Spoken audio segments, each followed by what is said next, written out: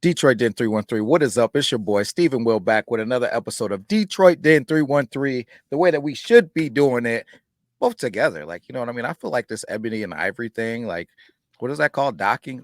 Never mind. Anyway, Steve, what are we talking about today? Am I ebony or am I ivory? Obviously, ebony. Obviously. I don't like to count my chickens before they hatch, William. I don't like to get too far ahead of myself when we haven't even played a football game yet. But this little nugget fell into our lap today. Yeah. ESPN predicting that the Lions beat the Chiefs to win Super Bowl LIX, whatever that is. I'm not up to date with my Roman numerals. Whatever Super Bowl that is. How do you feel about that? I don't care who we beat, but I should say I typically don't care who we beat, but just sticking it to Patty Mahomes would just make me happy. It would make me thrilled. But a championship is a championship, but it would just put that extra little sprinkle on it, just because I don't truly have a problem with Patty. I know some people hate him, but I just don't like the fact that they have deemed him like Tom Brady, the GOAT. Like, I don't know, there's only one time, man, and we've already just dominated him in the regular season. So why And not? in Why, preseason. why yeah, in the preseason. So why stop there? Why stop there? How you feel about it? I don't like when people call him the GOAT. I call him the gig. He's the greatest in the game. He's not the greatest of all time. All right. That is Tom Brady. I don't like Patrick Mahomes, but I respect the hell out of Patrick Mahomes. He's like the NFL's version of LeBron James for me. All right. I can't watch ESPN without hearing about LeBron James. It's the same thing with Patrick Mahomes, but I can understand how great they are, how dominant they are. They're the masters of their craft, but I don't think the Chiefs are a team that scares me the most in the AFC or even the NFC. Other than Patrick Mahomes, the Chiefs don't really scare me, to be honest. So Mr. Xavier Worthy doesn't scare you? Haven't Mr. seen him play 4-1. football yet. Nah, not really. I seen him That's one guy. in that preseason. He doesn't worry me either. That defense. If there's a team that worries me, like if we were in the Super Bowl, I'd be a little hesitant. It would probably be the Baltimore Ravens. I mean, how could you not be afraid of the Baltimore Ravens after what they did to us last time we saw them? The only bright spot that came out of that game was Jahmyr Gibbs. Outside of that, nobody died. That's a bright yeah. spot. But yeah, the AFC, like, they're loaded, but I don't know. And again, when I first saw this article, the first thing that popped into my head was how last year at the end of the season, Dan Campbell went out and said, like, hey, we might not be in this spot again. Like, it's tough to get here. So again, I don't like to just say, here it is, a couple days before kickoff and we're going to the Super Bowl. As exciting as it is, we got to get there first. Yeah. My thing is this, man. When I hear people talking about just trying to humble us as Detroit Lions fans, saying, hey, you guys got lucky, it was a fluke, blah, blah, blah, blah, blah, just all of the things. We haven't created a team that's predicated on, hey, we got these players and that player or whatever. We've created a culture, man. It's truly, and I tip my hat again to Sheila, Chris Spillman, Rod Wood, Brad Holmes, Dan Campbell, the whole shebang of people, man, at the top of this thing. We've truly created a culture of the way that we play this game, the way that we coach this game, the expectations, and you're not facing just Penei Sewell or Jack Campbell's and Amon-Ra St. Browns, and you're not just facing players. You're facing the culture that we've created, the way that our fans are supporting this team. That hasn't went away. So when I'm saying that I'm excited for what we have moving forward, it's that thing. Whatever you want to label that thing, but that thing that we have in Detroit now isn't a single player or a couple of players. It's truly the atmosphere and the thing that's pushing this thing. So I'm excited, man, and I think that that's really what it is. So why am I excited, even though it last year isn't something that we have a history of? It's because we have that same culture that we have last year coming back, and we've only added pieces to the puzzle. The Ennis Rakestraws, the Wingos, the Sione Vakis, the Terrian Arnolds. These are all guys that fit the DJ Readers. These are guys that fit that culture. We figured out what we want. We've added more and more of those pieces as the years went on. And Steve, man, it's tough to beat a team that won't quit. And that's us. We're Yeah. real quick, but I don't believe in luck. Like when it comes to sports, like things happen and it might look lucky. I think football is the one sport that doesn't have any luck. Like in hockey, they shoot a puck, hits a stick, bounces in the right direction. That to me is luck. Like football, I don't know, man. I feel like there's lucky moments, Yeah. but things happen, and games are usually close in the NFL. I don't believe in luck, and for someone to say, "Oh, it was luck that you guys got there," we dominated every team we played last year. All right, we were fortunate not to have any injuries. We were fortunate to have most of our key players intact and to get there, but we didn't get there because we were lucky. We got Sure. there because we dominated throughout the regular season. We dominated in the playoffs, had Yeah. a good run, and in the second half of the NFC Championship game, we kind of just fizzled out, I guess. I don't like the word luck or anything like that. I don't believe in that. Yeah, I don't believe in it either, man. I think you're dead on, man. I agree with you. It's about the work that we put in, the preparation, the depth that we had, and our resilience, man, or grit.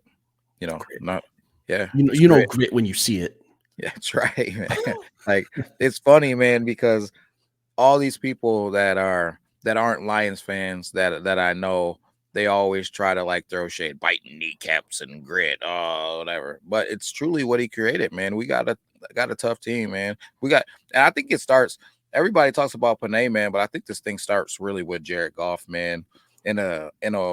Your quarterback is always one of your major leaders, but this Jared Goff, man, has been through the ringer, like just guys like Steve saying that Hendon Hooker was about to come in and take his job, and uh, you know, I mean, Clip it or it didn't happen because but no, in all seriousness, like this is a serious one. I'm obviously joking about that, but um, remember Steve when we were talking about there was people in the comments before Hendon Hooker forever even taking a snap, they were like, "Hey, we should be starting Hendon Hooker at the end of last season." We're like, "Buddy, like, what are we talking about?" it was probably within like minutes of him being on Twitter that he had been cleared for Yeah, practice. Like we're cleared. He talking should in start. instant. Yeah, like within an hour, people were saying he should start the next game just to see. Crazy, man, Yeah. crazy. So then, stuff like that. Obviously, his story of, you know, uh, Sean McVay just throwing him out like garbage, man, and saying all types of nasty stuff about him in the media. Coming to Detroit as supposed to be a bridge quarterback, and just fighting, man, fighting to win these fans over. And he's just went through the ringer, man. And I think that when you got a guy like that in those tough moments, he'll be ready to do everything that he can to make plays, man. So I think it starts with him, and then we get into guys like Panay, Amon-Ra, Jack Campbell's, Aiden Hutchinson's, like BB's. We just got dogs everywhere. So when it comes to the Super Bowl, are the Chiefs a team that scare you, or do you feel like there's another team out there that we should probably have our eyes on? Honestly, man, and I know I'm going to get flack for this, but nobody scares me. Nobody scares me. And when I look at this Detroit Lions roster, we said it before, so I won't go down in depth of this road, but our D line is questionable. But if our D line is good, like we expect it to be, uh, I don't see a weakness on this team. Like, O line, good. Skill position offensive players, good. Quarterback, good. If the D line is good, we'll check that box. Like our linebackers, I like our safeties, I like our corners. Well, I like our special teams. When you're talking about Germ, you're talking about Sione Vaki. Like, there's not a weakness on this football team. So I'm not afraid of anybody. We talk about it all the time when you and I are off air. Like when we start talking about roster for roster, man, when you just start comparing these rosters, there's not a roster that I look at and I say, man, their roster is just too much for us. Like, so no team in the NFL scares me to play in the Super Bowl. Now, obviously, there's some matchups that I would probably be more thrilled about than others, but man, bring me anybody on any given Sunday. The Detroit Lions can dominate them, not just beat them. There's no team that I'm scared of, but there's teams that I keep tabs on. There's teams like the 49ers, the Eagles, the Ravens. It all starts with winning your division first and foremost. Like you got to win enough games to win your division. That's the key thing. If you've won enough games and you can make get the number 1 seed and make all roads lead through Detroit, and you're talking about having another playoff game in Detroit for a trip to the Super Bowl. We talk about a hostile environment. Good luck coming in there with the Super Bowl on the line, because I felt like last year in the playoffs, that Rams game with Stafford was great. And I was like, man, that's going to be tough to beat, because this was Stafford. This game had some personal behind it. Then we get to the Tampa Bay game. I'm like, okay, we upped it when Brooks made that or Barnes made that interception. I thought the roof was going to blow off the place, and I don't know if we can beat that. But if you put a trip to the Super Bowl on the line, and I can just envision a play where Jared Goff's in victory formation and how loud that crowd's going to be. Oh my God! Like, yeah, try not to finish on air, but that's what I think about. So there's not teams that scare me. And I think that there's a lot of teams out there that have like their strength is really good, but their weakness is something that we could exploit. Not every team has a weakness. I don't think the Lions have a glaring, huge, like I'm overly concerned weakness. Like, we have some things we have some questions about, but I'm not scared about it. I think the D line and the pass rush is probably the only thing, but we got enough guys that we can throw out there and just kind of get some stuff done. Yeah. One thing that I really like, and I mentioned it a little bit earlier, but I didn't really put it in this context. My biggest question mark about this team is our D line, but my favorite coach on this team is Terrell Williams. And I think that Dan Campbell has said it multiple times that he believes that he's the best D line coach in the NFL. So I've already seen guys making jumps, leaps, and bounds from where they've been. They've talked about how Levi Onwuzurike is finally healthy, but he's been doing some awesome things. I like what I've seen out of a young Wingo. Broderick Martin took some steps forward before he got hurt. Like, I'm just hearing Pascal is another one who last year we were doing stories about just how we thought he might take a step forward. Been hearing good things and seeing great things from him. I'm just excited, man, for that coach to turn a weakness into a strength, which is something that our GM, he takes pride in doing. I think we're just going to see it again, man. You know what I love about Levi Onwuzurike this all off season? Talk to me. Is there was a day, I think it was right before the Giants game, and someone tried to pull him aside for a report, an interview, and he just goes, "No interviews today. I'm locked in." Okay, locked in. Like, hey, no disrespect. I appreciate what you guys are doing, but I'm not here to talk. I'm here to play football. And we didn't see him a lot in the preseason. I got my eyes on him. I think if I see him coming onto the field, it's like, okay, hey, let's go see, because this preseason he's looked and sounded the best. I got to see it on the field now. Yeah, man. I'm excited about it, man, because that rotation could be monstrous, man, because you're talking about Davenports, you're talking about Wingos, you're talking about Levi Onwuzurike, and we're naming dudes, and we haven't named Reader or McNeil or Aiden Hutchinson. So there's a lot of guys that can be to that rotation that can help us out tremendously. And I don't know, man. It's just the depth is something that really excites me. So I don't want to get like too far ahead with our game day episode that we got coming up that we're preparing, but the only names that I've seen on any type of injury concerns this week so far have been DJ Reader and Iffy. So, I mean, it sucks. I think those are two pieces that could play a role.